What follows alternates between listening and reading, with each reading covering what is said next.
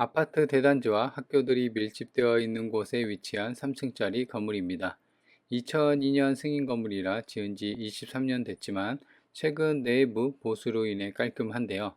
게다가 총 13개 호에서 한 달 임대 수익이 약 400만 원 정도 나옵니다. 현재 최저가도 2억대라 수익률을 따져보면 거의 20%, 연 20%가 훌쩍 넘어가는데요. 이렇게만 보면 정말 구미가 땡겨서 사고 싶습니다.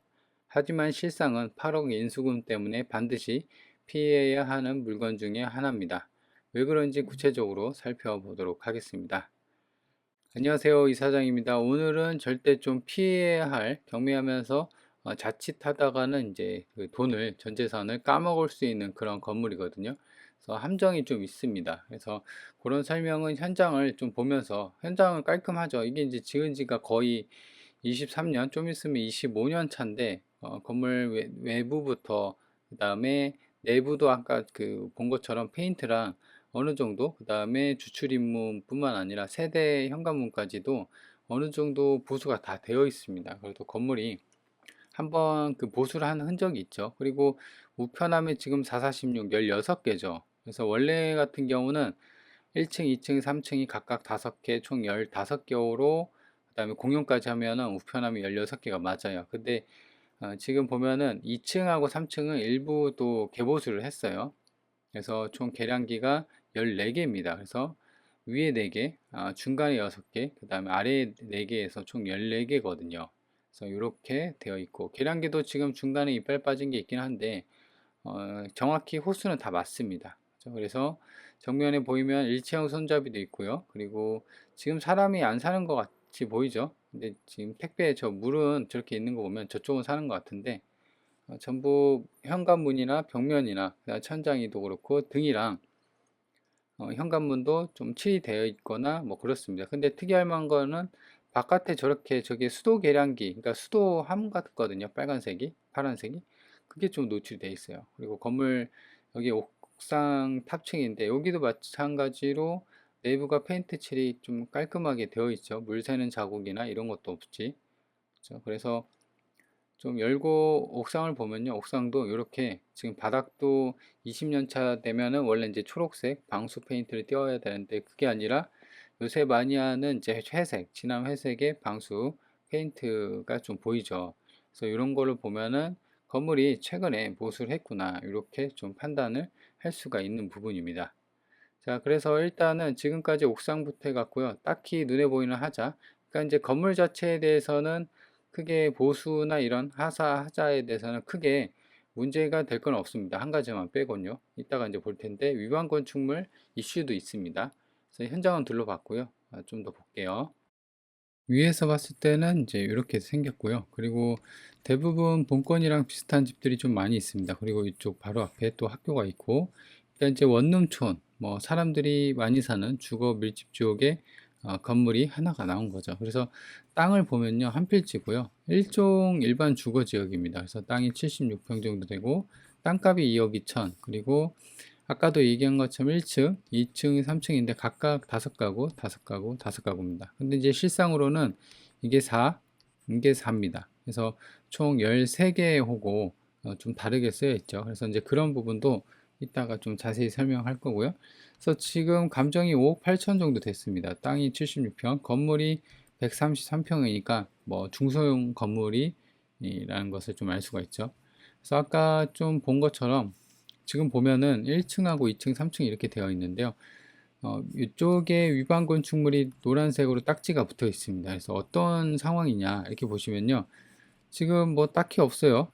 2025년 이전까지 21년 여기까지는 뭐 없어요.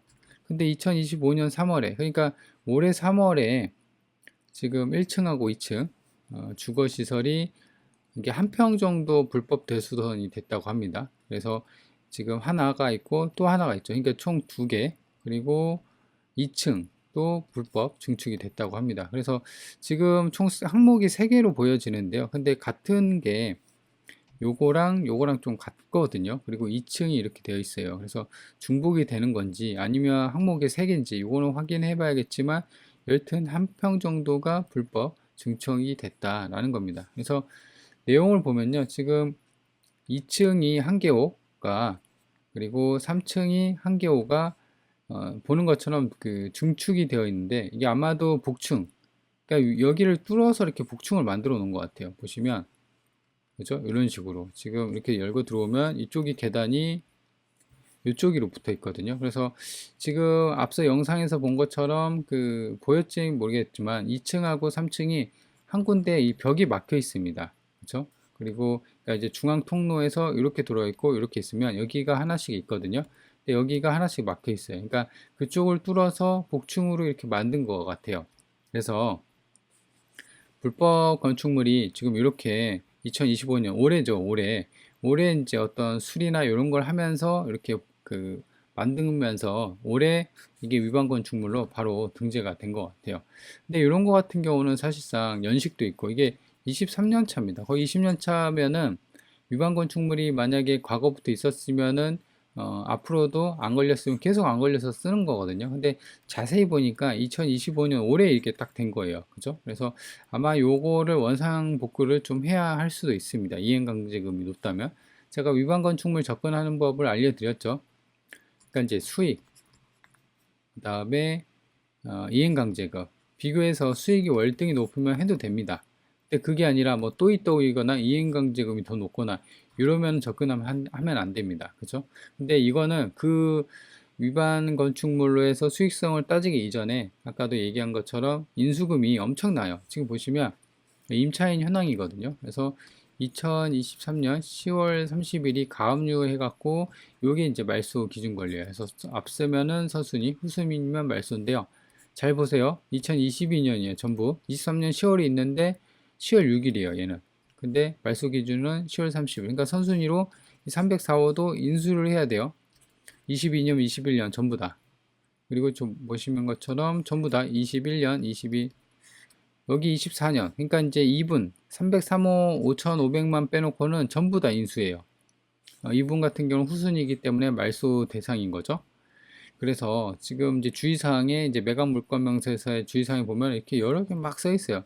근데 핵심만 보면요. 지금 보면 아까 얘기했죠. 이 303호를 제외한 모든 임차인의 보증금을 인수를 해야 된다. 그러니까 이제 8억 6천을 인수를 해야 되는 거예요. 감정가가 5억 8천인데 인수금이 8억 6천이 거의 9억이에요. 그러니까 이런 거 샀다가는 9억에 사는 거예요. 그러니까 아무리 내가 요거를 월세 수익이 좀 괜찮다고 해서 사더라도 인수금이 8억 6천이기 때문에 지금 내가 3억에 샀어요. 그러면 이게 이제 배당이 되고 나머지 5억 6천이 남을 거 아니에요. 그래서 결국에는 뭐 3억에 사든 4억에 사든 이 집을 5억에 사든 6억에 사든 결국에는 인수할 금액이 8억 6천이기 때문에 이 집을 8억 6천에 사는 거예요. 그래서 반드시 좀 조심을 해야 된다는 거죠. 원룸의 이제 낮은 가격선으로 매물을 보면요. 20만 원짜리도 있고 25도 있고 24도 있습니다. 그래서 대략 한 본건에 이제 11개 있잖아요. 그러면은 이게 이제 275가 나오거든요. 그럼 여기서 아까 이제 복층이 있었죠. 투룸으로 치면은 뭐 20도 있는데 50으로 잡고 두 개니까 275, 100만 원 하면은 375예요. 그러니까는 거의 400만 원 좀 못 미치게 월세가 나오기 때문에 지금 가격만 보면은 어때요? 지금 2억 되고 그 다음에 월세가 375 거의 한 400 정도 나오니까 월세 수익률이 확 높기 때문에 눈이 돌아가죠. 근데 여기에는 또 이런 함정이 있다는 겁니다. 그래서 반드시 피해야 하는 물건이고 위치를 보면 위치도 나쁘지 않아요. 여기 버스 정류장까지 이렇게 이제 가면 되고요. 그리고 여기가 아파트 대단지, 학교에 있습니다. 그러니까 이런 아파트 주거 인프라도 좋고 여기 이제 원룸촌이긴 하지만 그래도 이런 인프라면은 사실 새가 잘 빠집니다. 그리고 여기가 반경이 1km 구간인데요. 학교도 많이 있고 이런 데가 전부 다 아파트입니다. 그죠? 그래서 아파트 대단지 쪽에 있는 어떤 그 건물이기 때문에 월세나 이런 거 공실 걱정 우려는 좀 덜하죠. 그리고 시청에서도 가까워요. 여기 전주시청이거든요. 그래서 키로수로 따지면 3km. 그래서 시내라 뭐 좀 막힐 수 있는데 한 10분 정도 걸립니다. 반경을 보면은 이게 이제 반경이 3km, 5km군요. 5km 구간인데요. 보시면 이 고속도로 IC, 그 다음에 여기도 고속도로 IC, 고속도로로 빠지기에도 괜찮은 위치고, 여기 그 기차역, 전주역도 가까워요. 시청, 도청, 완산구청, 그리고 교대, 전주교대 학교도 있고, 뭐 인프라는 빠지지 않다는 거죠. 근데도 불구하고 지금 상황에서는 절대 건들면 안 된다. 단연 첫 번째가 8억 6천 정도 인수금이 있기 때문입니다. 그죠? 그래서 조심을 해야 되고, 두 번째로는 위반 건축물 상황이죠. 그래서 위반 건축물보다는 이 첫 번째 이슈가 크기 때문에 덤비면 안 된다. 그래도 나는 한 8억이, 그러니까 거의 한 8억 6천에 9억이잖아요. 뭐 취득세까지 하면은 9억에 살 겁니다. 뭐 수리가 어느 정도 돼 있다고 하더라도. 그래도 월세 400이면 뭐 괜찮지 않나요? 라고 할 수 있거든요. 그러면은 이걸 사는 게 아니라 제가 방법을 알려드리면, 이 동네가 괜찮고 하면 요 정도 그 원룸 12개, 13개 나오는 원룸 건물을 일반 매매로 파보는 거예요. 그러니까 이제 요 물건 조사하다 보면은 물건이나 이런 게 있는 게 좀 보일 거잖아요. 그 중에서 월세 수익률이랑 위치나 그 다음에 건물 수리가 필요 없는 거를 요 가격에 그냥 사는 거예요. 그냥 금매로. 그게 더 낫죠. 그죠? 그래서 그런 식으로 접근을 하면 된다. 경매가 아닌 이렇게 이제 하다가 리스크가 좀 큰 물건 같은 경우는 이제 금매로 괜찮은 물건이 주변에 있다고 하면은 그런 것도 뭐 괜찮긴 한데, 그래도 여튼간에 이런 물건은 반드시 피해야 된다라는 겁니다.